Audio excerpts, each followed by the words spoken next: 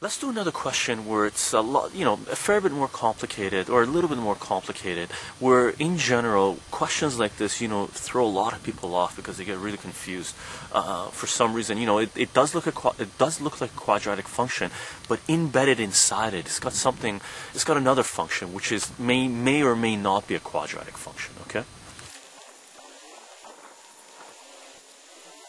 You could use the quadratic formula to solve this by saying whatever the box is equal to your quadratic formula. We're going to simplify it down a little bit because I don't want to constantly write down x minus 2 over x, right?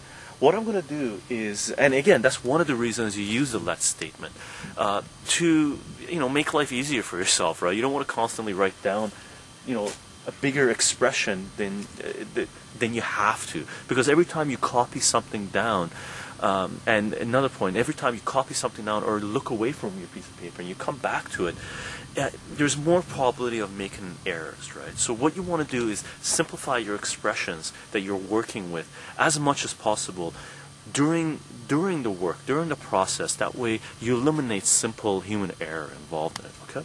So what we're going to do is, let a different letter equal this, right? Let's use Q, for example. Q is one of the ones that you use in general, or U, or Z, or T, whatever you want, right? Anything other than A, B, or C, because we already have A and B and C, and anything other than an X, because we already have an X. And Y in general is off limits, because Y is, in mathematics, it has the assumption that it's your f of x, okay? So we're going to use Q. So we're going to say let. So in our original expression, wherever we see x minus 2 over x, we're going to substitute it with Q. Simplifies our expression, right? Simplifies our equation. So now we got negative 3q squared plus 5q plus 2, right? And this guy we can factor. Again, this is something that you could factor using the 4-step method. You could grab the negative 3, bring it over, it becomes negative 6. Two numbers that multiply to give you negative 6, and that to give you 5 is going to be positive 6 and negative 1. And you can use the 4-step method and solve for this, right? We're going to use the quadratic formula.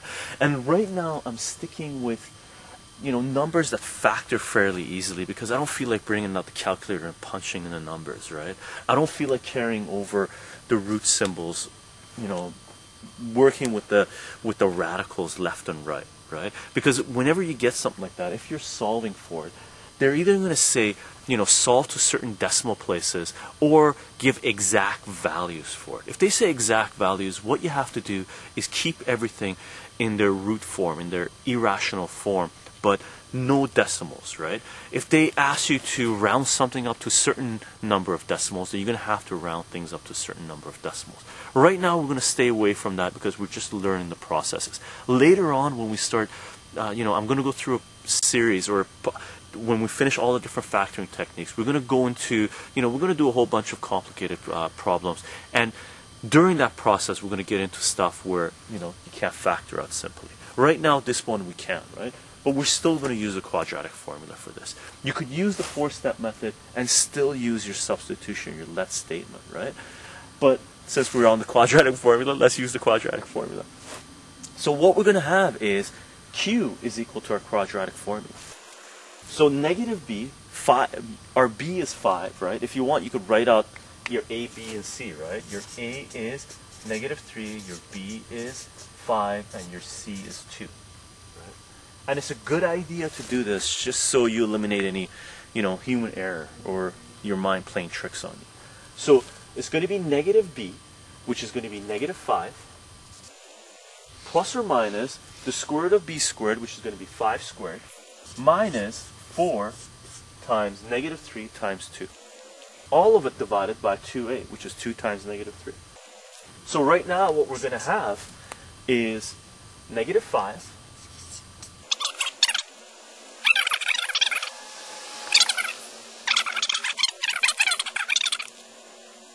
So Q is going to be equal to, let's just solve this mentally, right? We've got negative 5 plus 7 is going to be 2. Oops, I forgot the negative here. Don't forget it's negative 6 coming down, right? These types of mistakes cost a lot of marks during exams, okay? So you should always be rechecking, scanning over your work, trying to eliminate these types of simple errors, right? So you got negative 5 plus 7, which is 2. 2 divided by negative 6 is going to be negative 1 over 3, right? 2 over 6 is a third, and it's negative, right? So it's going to be negative 1 over 3. That's our first answer for Q. The second answer is going to be negative 5 minus 7 is negative 12. Negative 12 divided by negative 6 is 2. So our two answers we got for solving this quadratic equation, right, is negative a third and 2. Now we haven't finished this question yet because we weren't looking to solve for Q. Q is something that we introduced in the algorithm, in the process of solving this equation, right, to simplify our expression, right? We're trying to solve for x, right? Because this would say solve for x. So what we're going to do is resubstitute x minus 2 over x for Q and solve for this. And these guys, we've talked about before when we're solving equations from series 3a. This is just cross multiplication, right? We've got one fraction equals to another fraction. So we're going to grab the x, multiply it up here, grab the 3, multiply it up here. So 3, when it comes up here, multiplies both of them, so it becomes 3x minus 6. And this guy, x comes up, multiplies negative 1, it's just negative x. Right? Now if you're solving this, so x is going to be 6 divided by 4, which is 2 over 3. Oh, sorry, which is 3 over 2, right? And that's one of our x values, right? What we're going to do is solve this one now. Cross multiply, 2 is just 2 over 1. So you're just going to cross multiply this up. Cross multiply to 1 up, right? Fraction equals another fraction.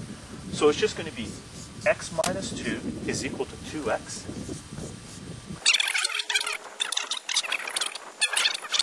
So your answer here is going to be x is equal to negative 2. And those are our answers for our original problem, for our original question, which was, the expression that we had, what was it? Negative 3 bracket x minus 2 all, over x all squared, blah, blah, blah, blah, right? Our original question was asking us to solve for the x value, right? Not to solve for q. Q was, again, something that we introduced into the process to make the expression simpler for us to solve. So what we did was use the let statement to simplify things for us. That way we could work with it, crunch, crunch, crunch, get down to this level, and then resubstitute whatever our let statement was for the x's and solve for the x's and get our answers to the original question. Okay?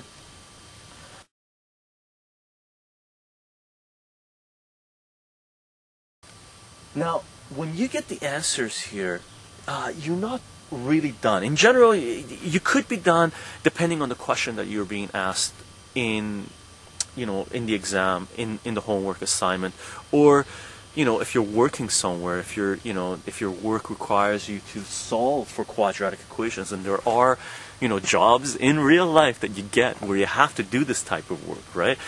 If in general they're more complicated, you run them through a computer and the computer spits out your answer, right? Or the process spits out your answer, your algorithm spits out your answer. Sometimes you have to do things manually, right? It's a pretty good idea to go through the process and solve for them to get to the answers. Make sure, to do a double check, because if you're doing anything in real life, if there's money on the line, or if there's something else on the line that you have, your job depends on it, or people's lives depends on it, or whatever it is, if you're building something, you better be checking your solutions, right? Checking your answers. And that's what we're going to do right now. We're going to check both these answers.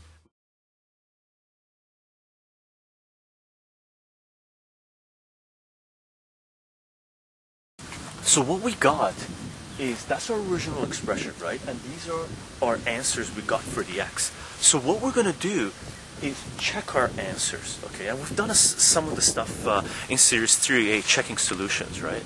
So what we're going to do is just plug in x is equal to negative 2. We're going to do this one. X is equal to negative 2 on the left-hand side of the equation to see if it equals the right-hand side of the equation. Now, for us, right now, the question is easy. The right-handed equation is just 0. So right-handed equation is just 0, right? Our left-handed equation is just going to be this guy with the x as equal to negative 2 subbed in. So what we're going to have is So our left-hand side of the equation is negative 3. So what we're going to do is just simplify this, crunch it to see if this side is equal to 0. If it is, then we know that answer is correct. So negative 2 minus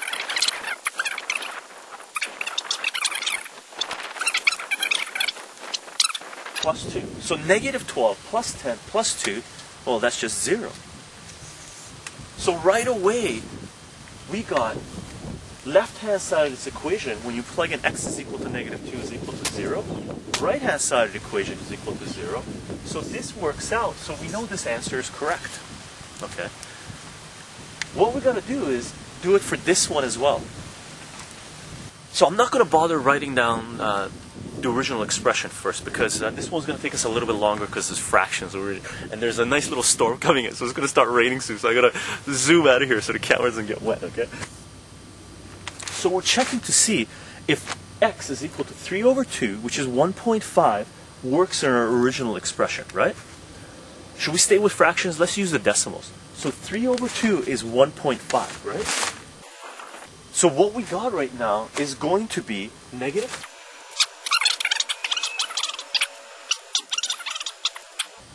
So this is going to be negative 3. 1.5 minus 2 is going to be 0.5. 0.5 divided by 1.5. Ah, I should have stuck with fractions. Let's stick with fractions with this, okay? So